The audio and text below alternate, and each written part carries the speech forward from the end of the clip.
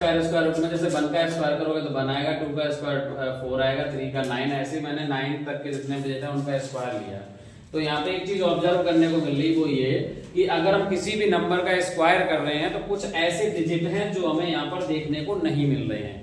जैसे अब डिजिट देखो कितने होते हैं, 1 to 9 होते हैं, इसके अलावा एक होता है 0। तो अगर मैं 0 का मतलब लेता हूँ, जैसे 10 का स्क्वायर करूंगा तो 100 आएगा। यानी कभी भी अगर किसी क्लास में 0 आ रहा है और आपको चेक करना वो परफेक्ट स्क्वायर नंबर है या नहीं है, तो आपको जो 0 है ना वो पेयर में होने चाहिए, 2 होने चाहिए, 4 होने चाहिए, 6 होने चाहिए, इस टाइप से। बात क्लियर है?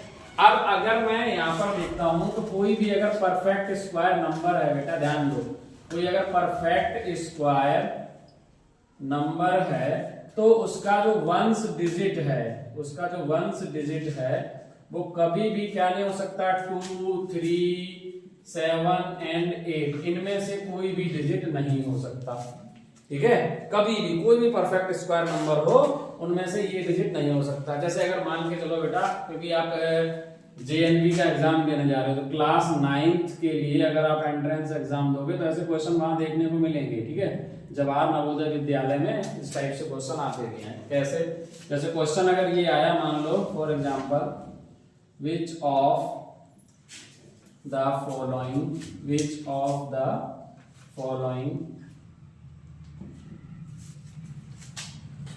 is a perfect square number, मतलब इनमें से कौन सा एक नंबर है जो परफेक्ट स्क्वायर है। मैंने एग्जांपल मान लो ले लिया 2, 3, 5, 8 एंड बी ऑप्शन ले लिया 2, 4, 0, 2।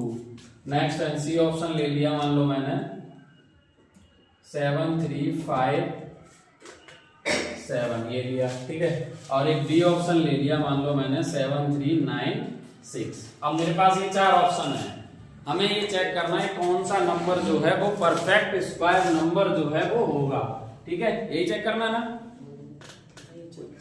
तो क्या है, आपको बस ये देखना है कि इसमें वंश डिजिट जो है वो चालू है। आप इधर फोकस करो, मुझे पता है यहाँ पर क्या है, वंश डिजिट 8 है। मैंने अभी आपको बताया कि कोई भी परफेक्ट स्क्वायर है तो उसका जो वंश डिजिट है वो इनमें से कोई अंक नहीं हो सकता। तो अगर यहाँ पर 8 है इसका मतलब है ये परफेक्ट स्क्वायर नहीं होगा। यहाँ पर 2 है, ये भी परफेक्ट स्क्वायर नंबर नहीं होगा। यहाँ पर 7 है तो ये भी परफेक्ट स्क्वायर नंबर नहीं होगा, है ना। अब अगर मैं इस नंबर में देखता हूं तो ये अब हमारे पास ऑप्शन एक ही बचा है, तो ये वाला जो नंबर है वो एक परफेक्ट स्क्वायर नंबर होगा। बात क्लियर है? चलिए अब हम चलते हैं कि हमें जैसे क्वेश्चन में अगर माता है कोई स्क्वायर रूट निकालने को अगर आ जाए, फॉर एग्जांपल मैंने लिया अंडर रूट, वैल्यू में आपको आ रही है 2401। अगर मुझे इसका स्क्वायर रूट निकालना है तो कैसे निकालोगे, ध्यान से सुनो। उससे पहले कुछ चीजें समझ लो। जैसे किसी के एंड में अगर 5 आता है, जैसे मान लो 25 है और 25 का स्क्वायर करना है तो इसका स्क्वायर करोगे तो क्या आएगा, यहाँ पर 5 का स्क्वायर होता है 25। बात क्लियर है? इधर देखो। और अगर यहाँ पर इसका जो दाहिने का अंक है वो 2 है तो 2 में क्या करोगे, 1 जोड़ोगे 3 और इन दोनों का गुना करोगे तो यहाँ पे आ जाएगा 6।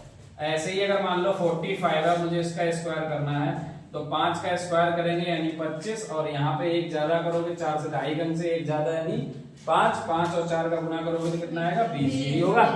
ये क्यों बता रहा हूँ, यहाँ पर समझ में आएगा। अब हमें क्या करना है, लास्ट के 2 अंक लेना है और वो नंबर बनना है 0, 1। अब आप यहाँ देख के बताओ कि 1 जो है वो किसके इकाई अंक में आ रहा है, किसके स्क्वायर में। तो एक आ रहा है 1 के और एक 9 के। तो एक चीज तो बेटा क्लियर हो गई कि इसका जो इकाई का अंक है, इसका जो परफेक्ट को निकालूंगा स्क्वायर रूट, उसके इकाई अंक में या तो 9 आएगा या क्या आएगा, 1 आएगा। अब आगे है 24। क्लियर है? 24 देखो इनमें से किसके बीच में आ रहा है, तो आप देखोगे 16 और 25 के। तो छोटा वाला नंबर कौन सा, इन दोनों में छोटा कौन है, 16 जो है उसका स्क्वायर रूट कितना होगा, 4। तो या तो आंसर होगा 41 या होगा 49। अब कहोगे सर अगर ऑप्शन में दोनों ही है तो कैसे करेंगे, या ऑप्शन में एक है और डी ऑप्शन है, इनमें से कोई नहीं, तो हो सकता है कि इनमें से वो आंसर ना हो। तो चेक कैसे करना है, ध्यान से समझो। अब 41 और 49 के बीच एक ऐसा नंबर लो जिसका इकाई अंक कितना हो, 5 हो। समझ आ रही बात? तो अगर मैं इन दोनों के बीच का एक ऐसा नंबर लूं जिसके लास्ट में 5 हो, तो कौन सा नंबर आएगा वो? 45। तो 45 अगर आएगा, 45 का स्क्वायर हम कर सकते हैं। चलो मैं ऊपर लिख देता हूं यहाँ पे। इन दोनों के बीच का जो नंबर है वो हमने ले लिया बेटा 45। तो अगर 45 का मैं स्क्वायर करूंगा तो ट्रिक से आराम से हो जाएगा। 5 का वर्ग 25 होता है, 4 से ज्यादा 5, 5 जो 20 यानी 20 25। अब आप देखो 45 जो है वो 41 से ज्यादा है, उसका स्क्वायर किया तो कितना आ रहा? 2025। अब हमारी जो वैल्यू है वो है 2401। तो क्या आंसर 41 हो सकता है? नहीं। क्यों? क्योंकि 41 तो और छोटा है, तो स्क्वायर करने पे और छोटी वैल्यू आएगी, जबकि यहाँ तो ज्यादा है। इसका मतलब आंसर क्या है? 49। यही इसका करेक्ट आंसर है। क्लियर? तो इसी तरीके से जब भी क्वेश्चन आएगा आप ऐसे ही आंसर इसका निकालेंगे। समझ आ गई बात? चलो अब मैं एक क्वेश्चन देता हूं, उसका आंसर निकाल के बताओ। चलिए ये नंबर है 7396, इसका स्क्वायर रूट निकालो। देखते हैं क्या आएगा, करके बताओ। कैसे करोगे पता है ना? सबसे पहले क्या करोगे, लास्ट के 2 अंक लोगे। अब यहाँ पे क्या आ रहा है, ये जो नंबर है इसका इकाई अंक यहाँ पे 6 है, तो 6 किसके किसके में आ रहा है? एक तो 6 के वर्ग में और एक 4 के वर्ग में। तो या तो इसके लास्ट में 4 होगा या फिर 6 होगा। क्लियर है बात? इधर देखो छाया। अब यहाँ पे देखो क्या है 73। तो आप देखो 73 किन दो नंबर्स के बीच में है? तो आप देखो 64 और 81 के। तो छोटा वाला नंबर 64 है। 64 किसका है? इसका स्क्वायर रूट निकालो तो क्या आएगा? 8। या तो आंसर होगा 84 या होगा 86। चेक करना है तो क्या करोगे? बीच का कोई भी नंबर या ऐसा नंबर जिसके लास्ट में 5 हो। हाँ, तो इन दोनों के बीच में नंबर एक है 85। इसका स्क्वायर कर सकते हो, क्या आएगा? 25। 8 से 1 ज्यादा करोगे यानी 9, 9 और 8 का मल्टीप्लाई करोगे तो क्या आएगा? 72। अब आप देखो यहाँ पे क्या आ रहा है? 7225। अब ये देखो बीच का यानी 84 से तो ज्यादा है ना 85, तो आंसर क्या आ रहा है? ये छोटा है। अब जबकि ये नंबर बड़ा है तो बड़ा है, इसका मतलब आंसर भी बड़ा ही वाला होगा। अच्छा, ये जरूरी नहीं हर बार बड़ा है, आंसर छोटा भी आएगा।